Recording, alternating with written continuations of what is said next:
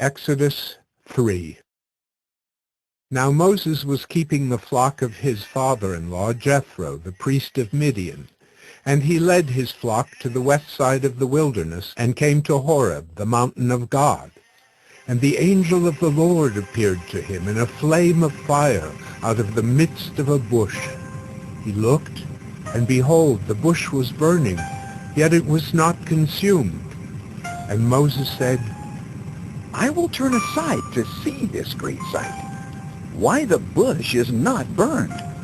When the Lord saw that he turned aside to see, God called to him out of the bush. Moses, Moses. And he said, Here I am. Then he said, Do not come near.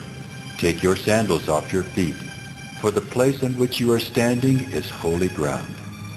And he said, I am the God of your father, the God of Abraham, the God of Isaac, and the God of Jacob. And Moses hid his face, for he was afraid to look at God.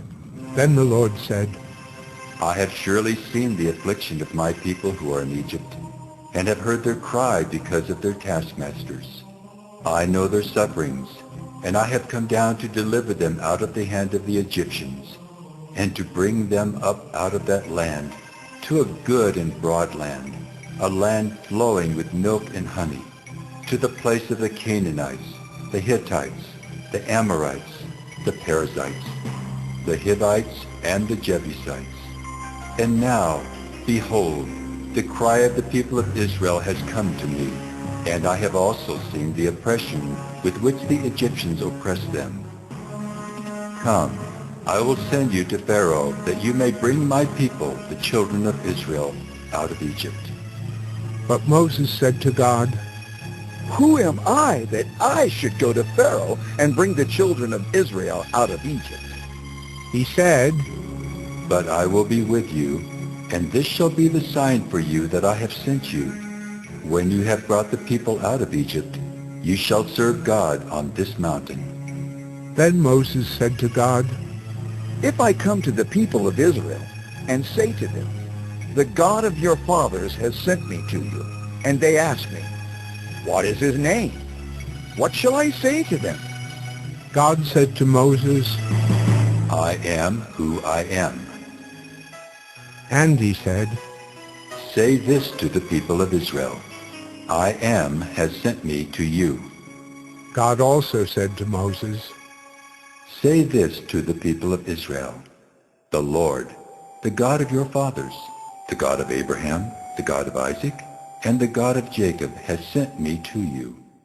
This is my name forever, and thus I am to be remembered throughout all generations.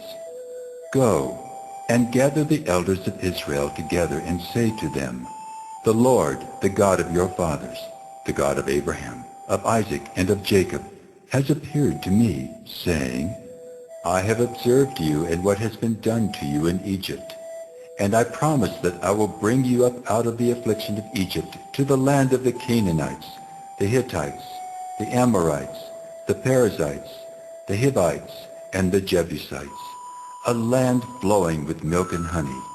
And they will listen to your voice, and you and the elders of Israel shall go to the king of Egypt and say to him, The Lord, the God of the Hebrews, has met with us. And now, please let us go a 3 days' journey into the wilderness, that we may sacrifice to the Lord our God. But I know that the king of Egypt will not let you go unless compelled by a mighty hand. So I will stretch out my hand and strike Egypt with all the wonders that I will do in it. After that he will let you go. And I will give this people favor in the sight of the Egyptians. And when you go, you shall not go empty. But each woman shall ask of her neighbor and any woman who lives in her house for silver and gold jewelry and for clothing. You shall put them on your sons and on your daughters. So you shall plunder the Egyptians.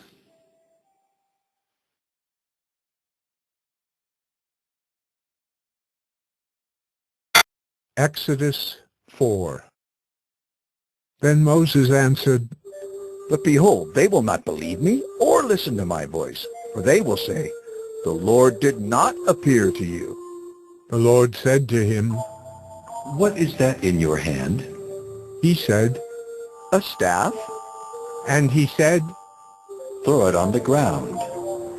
so he threw it on the ground, and it became a serpent, and Moses ran from it. But the Lord said to Moses, Put out your hand and catch it by the tail.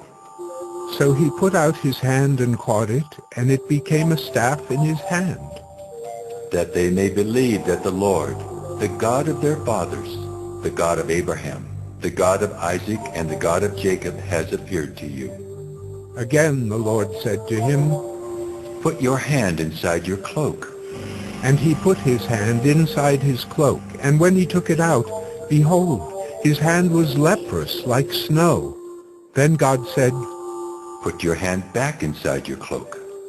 so he put his hand back inside his cloak, and when he took it out, behold, it was restored like the rest of his flesh.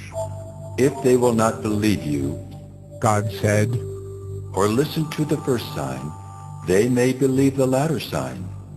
If they will not believe even these two signs or listen to your voice, you shall take some water from the Nile and pour it on the dry ground, and the water that you shall take from the Nile will become blood on the dry ground. But Moses said to the Lord, Oh, my Lord, I am not eloquent, either in the past or since you have spoken to your servant, but I am slow of speech and of tongue. Then the Lord said to him, Who has made man's mouth? Who makes him mute or deaf, or seeing or blind? Is it not I, the Lord? Now therefore go, and I will be with your mouth and teach you what you shall speak. But he said, Oh, my Lord, please, send someone else. Then the anger of the Lord was kindled against Moses, and he said, Is there not Aaron your brother the Levite? I know that he can speak well. Behold, he is coming out to meet you, and when he sees you, he will be glad in his heart. You shall speak to him and put the words in his mouth, and I will be with your mouth and with his mouth, and will teach you both what to do. He shall speak for you to the people, and he shall be your mouth, and you shall be as God to him. And take in your hand the staff with which you shall do the signs. Moses went back to Jethro, his father-in-law, and said to him, Please, let me go back to my brothers in Egypt to see whether they are still alive. And Jethro said to Moses, Go in peace. and the Lord said to Moses in Midian, Go back to Egypt, for all the men who were seeking your life are dead. So Moses took his wife and his sons, and had them ride on a donkey, and went back to the land of Egypt.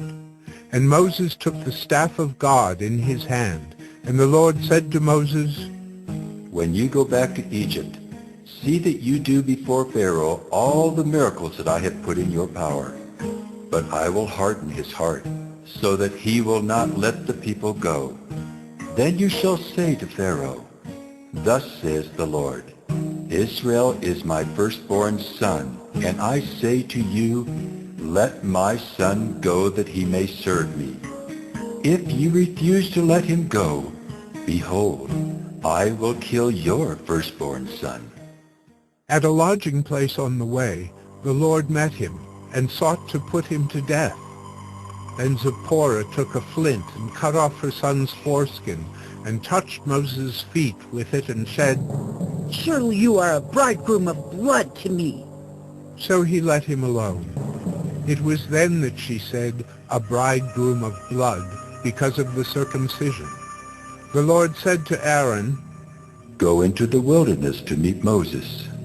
So he went and met him at the mountain of God and kissed him. And Moses told Aaron all the words of the Lord with which he had sent him to speak, and all the signs that he had commanded him to do. Then Moses and Aaron went and gathered together all the elders of the people of Israel. Aaron spoke all the words that the Lord had spoken to Moses, and did the signs in the sight of the people. And the people believed.